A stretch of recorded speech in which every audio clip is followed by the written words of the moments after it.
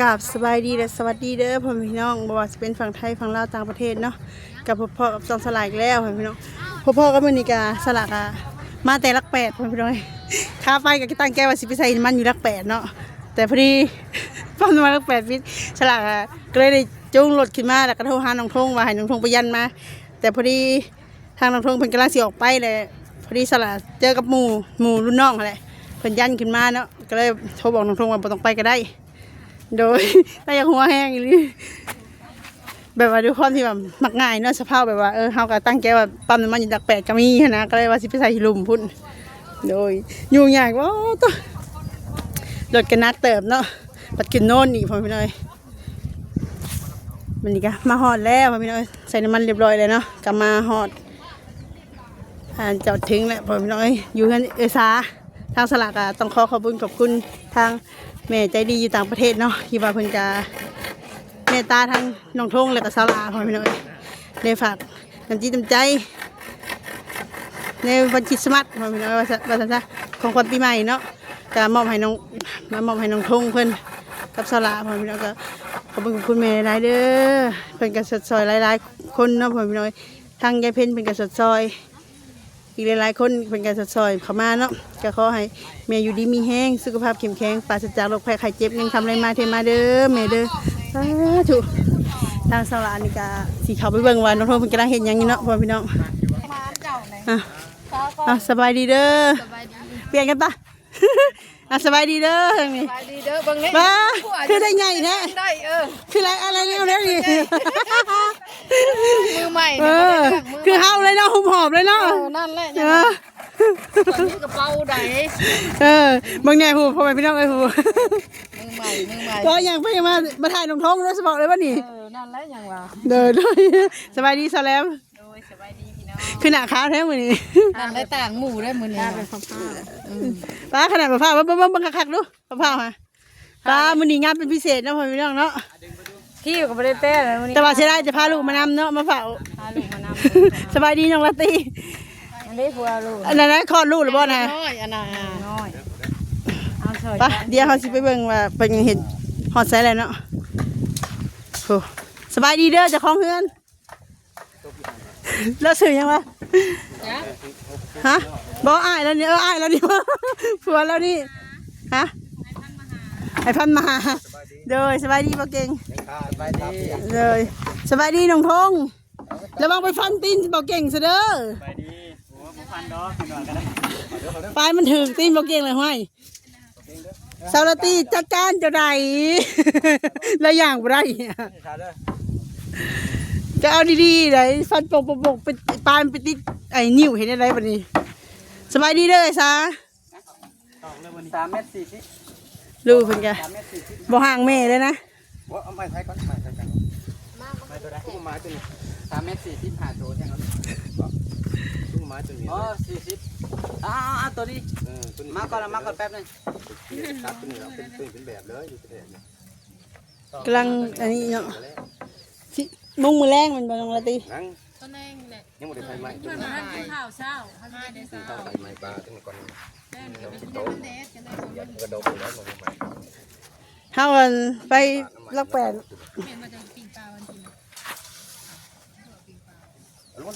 เล็กน้อยเจ้าก็หูว่าเทวเล็กน้อยเนาะดิ้มบุกว่าละสิ้นนะมันบอกว่าลาบสิ้นนี่ได้ปะนี่ได้แม่พากินหม่องเกลือมันกระบอกกินปลาไปอย่างไทยหนาตลาดนะเอาตอกตั้งขึ้นได้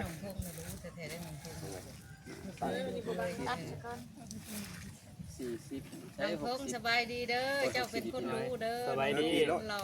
เนาะแม่จะไปเล่นแล้วมันเข่าได้ดิมันรถใหม่เข่า60มาต่อในละ10 เซนต่อย่องปุ๊บไปมาต่อในละวะเอายางไปหมดตั้งเป็นอะไรตัดสันหน่อยนึงมันยาวตัดสันครับมาต่อกระปูได้เฮ็ดอะไรเฮ็ดแบบนี้บอสไอ้เขาตั้งแบบนี้บอสเรื่องอะไรเอาเจอแล้วเขาเจอแล้วตั้งเลยมาตั้งทีบอสตั้งทำไมแต่สไตล์ เขาจะ ตัดแข็งสักหน่อยนึงเอายาวปลูก คือบอกตัวอื่นปลาเลย ต้นไหนก็ได้ไม่ต้องหมด เอาน่ะตอกเอาใครกว่าสิมาตอกตรงนั้นไปตัด เอามาขึ้นมาดูแปะ ไม่แป้งจะเหี่ย รับลมหมดก็ จับเออ ปุ๊บมันมาต่อกับปูหมดแล้วมันอยู่นะ สิว่า พอดีกับตอนนั้น เออ เลิกบ้าก็เถอะ ปันนี่แหละกินนี่แหละ พอแล้วมันไหลบ่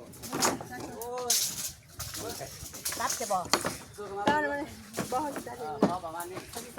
เดี๋ยวตอกจะมองช่องดอกรถนั้นจังนั้นแต่ช่องไม่ใช่สิตอกได้บ่ทางในน่ะ คือเห็นอันนี้ไงนี่เฉยหลังมัน เอาตัวใหญ่อันเดียวรถมันจังจบ พบจบที่เดียว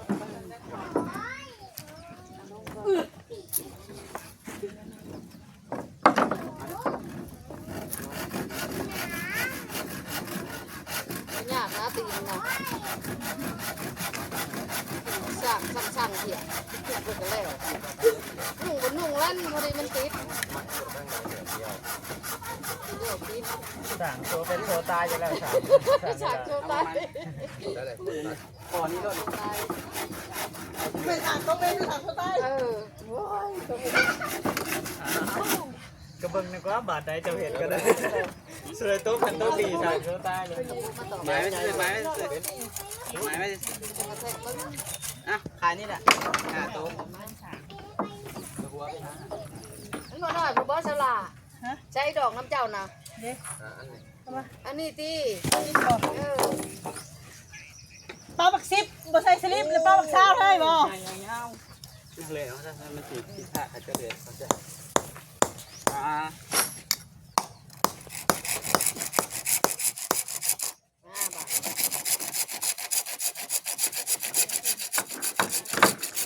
ต่อแล้วว่าตัว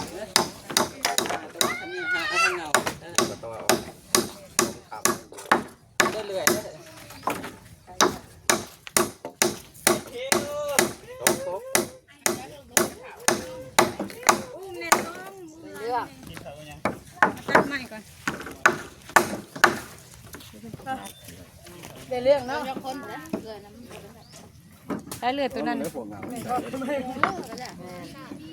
ตอกเลย เฮ้ยเนาะ เอาตัวกลางเลยก่อน ได้เลือดตั้งเยอะคุณ เอาแนะนำอีกบอก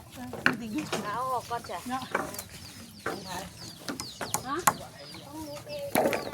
หนูตัวเท่านี้เหรอโอ้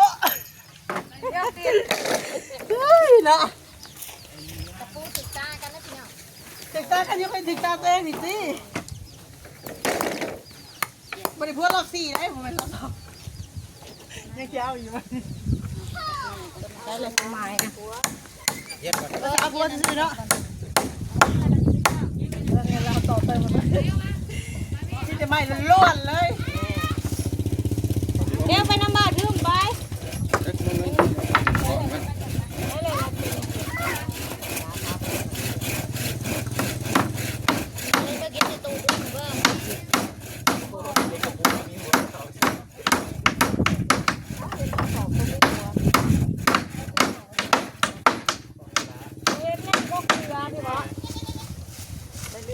เฮ้ยไปน้ำบ่าวบ้านไรน้ำบ่าวบ่าวพาไปซื้อลูกชิ้นเด้อ โมมีหัวมีแต่ ไป หาย น้ำแน่แล้วไปน้ำนาง ต้องหนัก ผู้ก็มาเกลือพูดมา เยี่ยมมัน มี ผง แต่ตะปูชิดทั้งหมดเลย นี่ก็เป็นบ่ โต๊ะ เลยตะปูน้อง ไม่ ไม่ ห้องนี้ ป้าตลอดไปคุณลูก ห้อง ตลอดไปป้า โอ้อันนี้ก็เห็ด ห้อ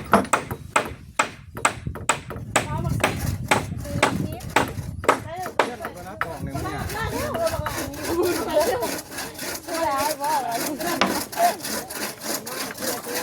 อันนั้น นอนขับเร่งเด้อนอนนะ อันนั้นคือบ่าวอันนั้นคือบ่าวอันนั้น โอ้ตอบถึงอีกปัญหาก็สอง เปิดไปก็เกลือ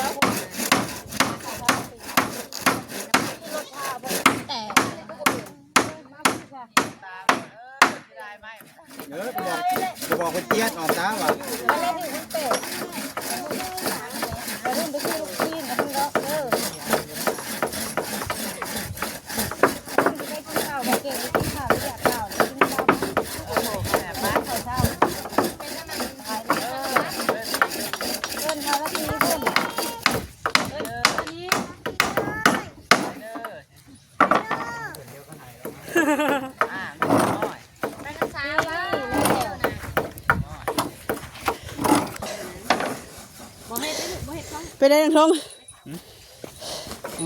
รู้สึกว่า ป้าก่อนแฉลงมีแต่อันหยายังก็มันพักก้นเด้อ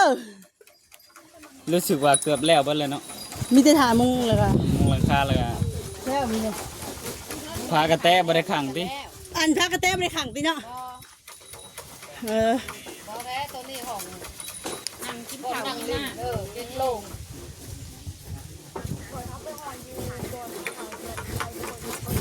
เนาะก็สิประมาณนี้พอไปได้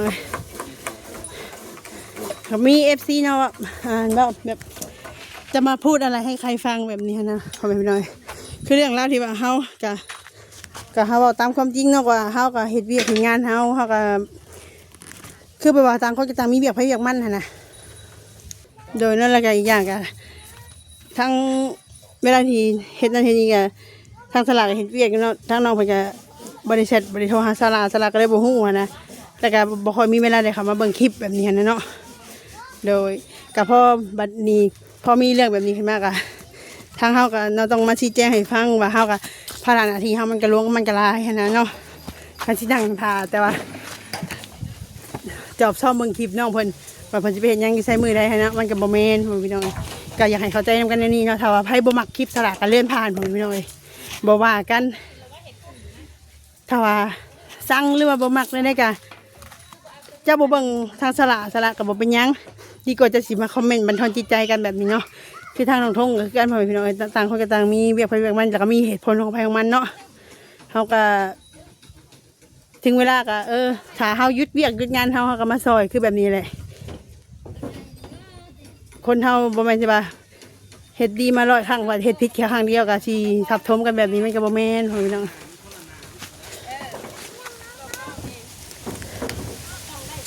คือที่ผ่านมาเขากับบริเคยที่ว่าสีเนาะเขาบ่มีหยังสิไปซอยผู้ใดแต่เขามีเหือมีแห้งเท่านั้นที่จะไปซอยหมู่คู่กันแต่ที่เป็นเงินเป็นคำเขากับบ่มีคือหมู่คู่เนาะเพราะว่าเขาก็หาเช้ากินคำว่าซะไปใส่ กินน้ำเย็น นึกว่าสิไป ใส่ เห็นเมียส่วนไปใส่ได้เมียเดี๋ยวนี้บริคือเก่าเด้อเจ้าเด้อ เมียก็บอกว่าไปเฮ็ดซอยเขาเลยแม่ ไปแล้ว ไปเฮ็ดซอยผม เขาว่าสิคุยได้หนุ่มทงนี่ได้เมียเนี่ยแม่นบ่ บอกบ่ได้กี่คุยหยังดอก ก็จะมาเป็น เอาซื้อเอาตัวเนาะ คือแก้วนี่ครับ บ่มีว่าเงิน เฮาก็บ่ได้ขี้คุยเลยเฮาก็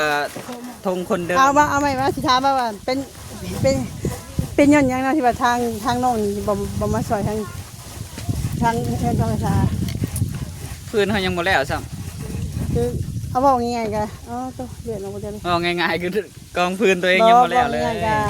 ทางน้องเพิ่นจะเห็นคนหลายแล้ว แล้วก็เฮาก็แบ่งหน้าที่ไปเฮ็ดอันที่นี่นะ เห็นแม่ FC แชทมาเฮาก็ไลน์เนาะแบบว่าเป็นหยังคือบ่เฮ็ดทานวะเฮามาเฮ็ดทานแล้วเฮ็ดทานแล้วแบบว่าอันอิหยังตอนแรกเฮาก็เคยมาซอยตลอดเนาะมีแม่ FC เพิ่นว่าอิหยังก็คือบ่เฮ็ดทานเป็นของตัวเองอิหยังแบบนี้หั่นนะ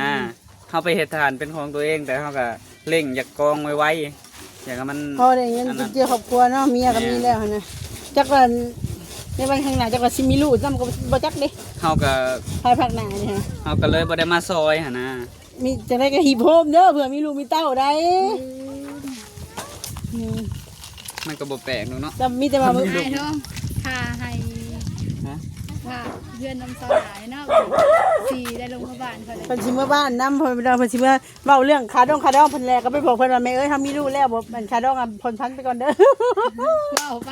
เฮาอันนี้เว้าหยอกน้องซื่อๆสลากก็เป็นผู้หญิงบ่อันบ่แม่นแนวเนาะโอ้ยเว้าหยอกซื่อเด้อเพิ่นเนาะ ยังบ่ฮู้เด้อว่า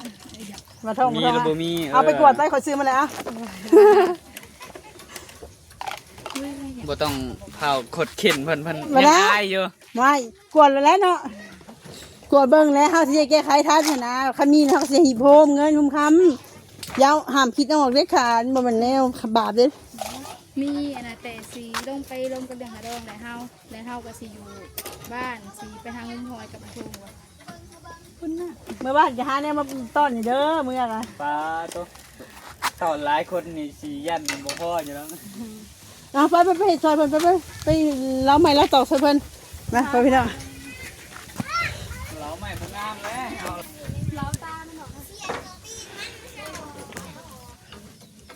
ได้ละผ้ามีจังงั้น รถยูสิก็ไปตามรถตาลูก มาดูกันเนี่ย มาผ่าเพื่อนได้ละนั่น เอาตั้งไกลนี่เลยรถกันเลย เวลาเด้เนาะ แล้วก็มาซอยเลยแล้วก็เลยมาซอยแล้วก็แล้วมาถ่ายคลิปน้ำเนาะยังแกเนาะก็ได้ไปช่องผ่านได้กับพ่อได้มีได้เสริมเข้ามาเรารู้เท่ากับไรขนาดของพวกเส้นเปียกอยู่เคยถึงคนเคยก็เห็นเคยกระทานเส้นเปียกกันเนาะ ได้บอกไปเอาของเพิ่นได้ คอยทุกเลยเขาก็เบิ่งยูทูบเราคอยลง เอามาของเวลามัน มันจะถูกมาแต่กูแหละแต่ว่าแล้วมันต้องพาผู้ชักไป ของไผแหละ ทำเนาะเลยนะคนในรถนะ ยายไปมึง อาจารย์แม่เพิ่นไปใส่แบบนี้ แม่ไปผม เท่านี้ได้บัวดีได้ที่ว่าดีจะทำ4 คนเลยป้าป้าบัวบัวป้า ได้นี่ เปลี่ยนเด้อบัวป้า บ่แม่นเขาดีโพดล่ะ เป็นอะไรเขาดีโพดแล้วอย่างเขาบุกของเขาดีปลาล่ำปลาเหลือ ดีจนหาบ่ได้ เอาเลยละแทกไม่เด้อขออนุญาตเด้อ เอาเลย เอาโลดน้องมือก่อน ระวัง ผมสั่นไหนเดี๋ยวพวกสั่นจะเอาไปย่างแล้วมัน คุณเล่กี่เม็ดตาย เม็ดเด้อเนาะลูกค้านะเอาตัวใหญ่ๆมานี่ลองเบิ่งบ่บ่อย่างเนาะเจ้าเม็ดเทกเฮาก็ได้ จะให้เราย่อร้ายแล้วให้ตุ้ยค่ะ บ่ได้ตุย นั่นแล้วเล่าแล้วแสลมมาแล้ว เจ้าผู้จ้อยนะ ตุ้ยเดี๋ยวจะไม่กินแขวอยู่ รุด ว่า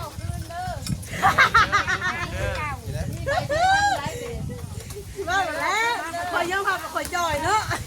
ข่อยก็ย่อมหัวบ่ข่อยจ้อยข่อยเป็นเวียกข่อยบ่ได้ค่าหยังดอกข่อยจ้อยก็ได้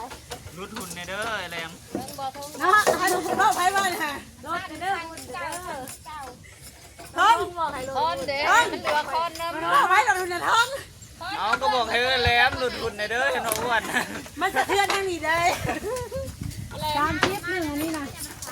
เอาเบื้องละ50 สอบเป็นอันจังครับ คอนลื่นนี่น้อยนึงเอาลง 5 เมตรถูกไหม เด้อหัวเด้อหัวเด้อหัวเด้อหัวเด้อหัวเด้อ 5 เมตรเมตรก็ได้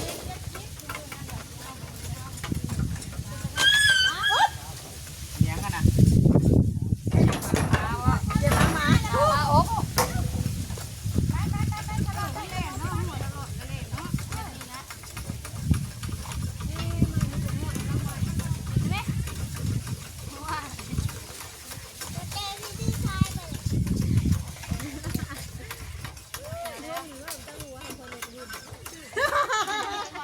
ถ้าท้องมีจักข่อยไม่ขอเลยเด้อ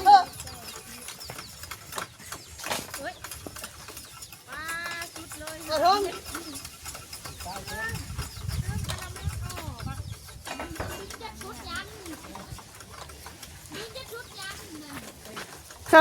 ถ้าท้องบอกแสลมรถหุ่นพอยไปเลยบอกประชดใครวะ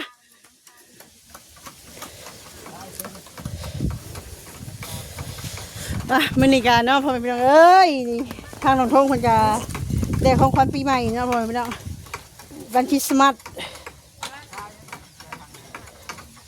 คนสิเลี้ยงยังเด้เลี้ยงน้ำเนาะเลี้ยงน้ำสิบเท่านี่เนาะจะกินแต่น้ำบ่อยละเด้น้ำใสดินี่ วันนี้ก็เนาะพ่อพี่น้องเพิ่นก็ได้ของขวัญวันคริสต์มาสจากแม่ใจดีอยู่ต่างประเทศนั่นแหละที่ว่าสลาเคยมอบไปเพิ่นต้นทางเนี่ยต้นนั้นแหละอันนี้ก็เพิ่นก็มีน้ำจิตน้ำใจแบ่งปันมาให้ทางสลากับน้องทงเนาะพ่อพี่น้องก็จำนวนเงินของน้องทงก็50พ่อพี่น้อง50อยู่ก็สิได้อยู่ประมาณ1 ล้านกับ50,000โดย2 3 4 5 6 7 8 9 10เนาะแม่เพิ่นกับพ่อ พอเพิ่นได้ของขวัญปีใหม่เพิ่นก็นึกถึงครอบครัวสิพาเนาะครอบครัวน้องทงกับสละก็โทรมาบอกแชทมาบอกเพิ่นก็ดีใจเนาะที่ว่าเพิ่นก็ได้แบ่งปันให้ทางครอบครัวทางสละกับน้องทงก็ขอให้แม่อยู่ดีมีแรงเด้อแม่เด้อสุขภาพเข้มแข็งปราศจากโรคภัยไข้เจ็บเนาะเพิ่นทำอะไรมาเทมาเด้อเพราะว่าที่ทำยังคิดยังทำยังก็ขอให้ประสบผลสำเร็จในหน้าที่การงานการเงินเนาะโดยก็สิไปหาทางน้องทงก่อนเนาะอ่ะก็จะได้น้องสาวน้องทงบัดนี้ก็มีแต่คอยกระสิแนะนำเจ้าเนาะเวลาที่ว่าหมู่ครูเห็นยังไงไม่ต้องถ่ายเพื่อนไม่ต้องถ่ายเพื่อนบอกเขาไปยิบเขาไปจับซอยกันแล้วเพราะว่าแถวนี้ก็เครือญาติจะทั้งนั้นเลยเด้อนี่แต่ว่านั่นแหละเฮ็ดซอยกันถ้าว่ามีเวียกมียังก็ให้บอกเพิ่นเวลาผ่านไปผ่านมากันเนาะก็มีแต่ว่าไปนั่งอยู่โฮมกันไปเนาะเพิ่นกำลังอันนี้ก็เขาเอิ้นว่าเราไม่บ่ ใหม่แล้วตีโชว์ เอาตาไม่ ชอบตาไม่เนาะเอา ดีไข่แล้วบ่ จำจิตจำใจเล็กหน่อยเนาะของขวัญปีใหม่ของขวัญวันคริสต์มาส ดูเวลามันหนังอีกแล้วกัน ให้เรามานั่งแล้วมานั่งเนี่ยละเดี๋ยวเราก็เอาขู่มานั่งก็ได้หันหน้าใส่กันหันหน้านั่งใส่กัน